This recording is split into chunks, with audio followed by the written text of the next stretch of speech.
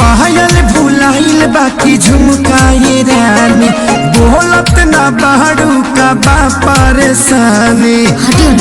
अरे बोला का बात बा।